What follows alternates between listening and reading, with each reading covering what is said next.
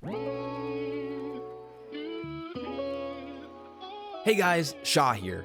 It's pretty common knowledge that Destro and survival hunters are currently dominating the meta right now when it comes to Mythic Plus. They have a pretty expansive toolkit when it comes to damage, crowd control, and survivability. Sadly, this has created a certain expectation from group leaders, which unfortunately has led to some biases.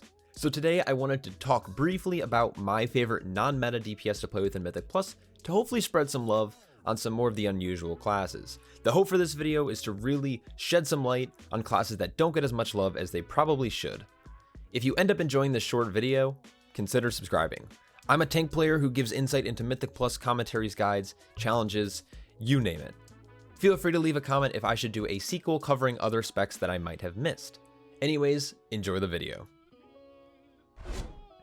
It's fairly objective which classes are considered meta, and I would say 80% objective. If you look at any leaderboard or class population above a certain level of keys, you can see a fairly dense color palette. You have purple, green, and other green. A great player on a B tier spec can be just as impactful, if not more, than an average player on an A or S tier spec. There are a handful of classes that I would gladly bring to keys due to their unique toolkit and damage profiles. Let's dive in. Number 3, Retribution Paladin. Ret Paladins have not had much time in the spotlight. In the past, they never really had a great defensive toolkit, and their damage profile was either all or nothing, having to choose between single target or AoE, and would typically suffer because of it. Now, having access to their new tier set bonus, double legendaries, and their covenant choice of Kyrian, a lot of that has changed. Often referred to as melee mage, they can really pack a punch during their Avenging Wrath cooldown. Their tier set now gives them a chance to reset their Wake of Ashes, which is an extremely powerful ability which generates 3 holy power, and will stun demon and undead enemies for 5 seconds, which is pretty convenient for an expansion centered around, being dead. Because of ability resets from their tier sets, cooldown reduction from and Divine Toll, they have a pretty sustained damage profile now. A good Ret Paladin also brings a great toolkit.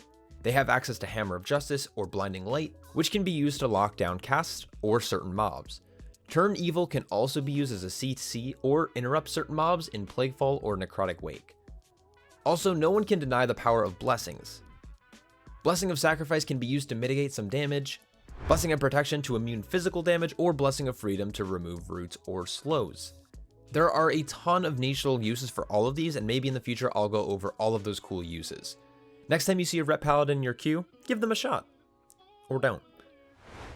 Number 2, Elemental Shaman. Elemental Shaman has a close spot to my heart. I mained it for 7 years, but that's not the reason I love having one in my group. Elemental Shamans bring a ton of cool little niche abilities that provides great benefits to the dungeon run. Their major cooldown and damage is revolved around summoning elementals and generating and dumping their main resource, Maelstrom. While it's normally a 2.5 minute cooldown, their tier set gives them cooldown reduction by spending procs of Lava Burst. This accompanied by obtaining the Relic, this means they can constantly sustain multiple active Earthquakes. Earthquake is one of Elemental Shaman's main damaging spenders and does a ton of damage. Not only that, but Earthquake will periodically knock down enemies, which can be incredibly strong. Not only does this interrupt kickable and non-kickable casts, but it doesn't share a diminishing return with a lot of other standard abilities you might find among the classes. Naturally, this will reduce the damage your tank and your group takes. Alongside this, they bring stun, hex, and an incredibly short kick.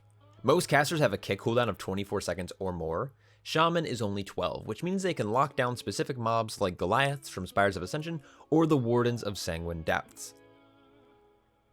While their tier set restricts the use of Earth Elemental because of the uptime they can have on their primary elemental, they still have access to it if needed. Earth Elemental, similar to other spec counterparts, can take a ton of pressure off the tank for a short period of time. If the tank is fine, Earth Elemental paired with a specific Endurance Conduit provides an additional damage reduction for the Shaman. Along with Astral Shift and the Ghost Wolf DR, they can be fairly tanky compared to other casters. Oh, and who can forget Lust or Hero? Those are both pretty awesome. Moving on. Number 1, Frost Death Knight.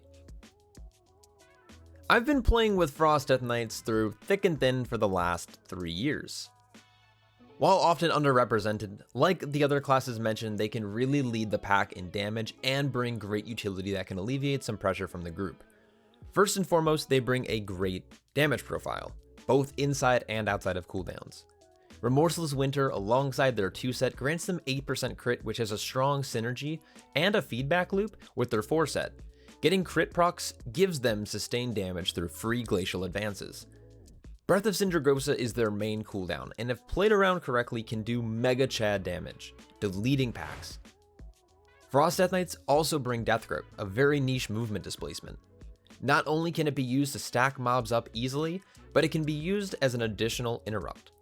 Alongside this, they also bring Asphyxiate and Blinding Sleet, which can be used to lock down mobs and casts beyond just their kick and death grip.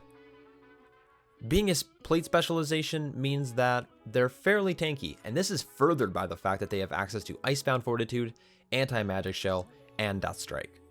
Lastly, they bring Anti-Magic Zone, which is a very powerful group cooldown during a large influx of group magic damage. Outside of the fact that their class fantasy is being dead, I'm a big fan of the Frost Death Knight. Alright, that's a wrap. All of these classes, played well of course, can add a lot of utility to your group and can perform at a very high level. Let me know if you agree with my choices. Also let me know if you don't.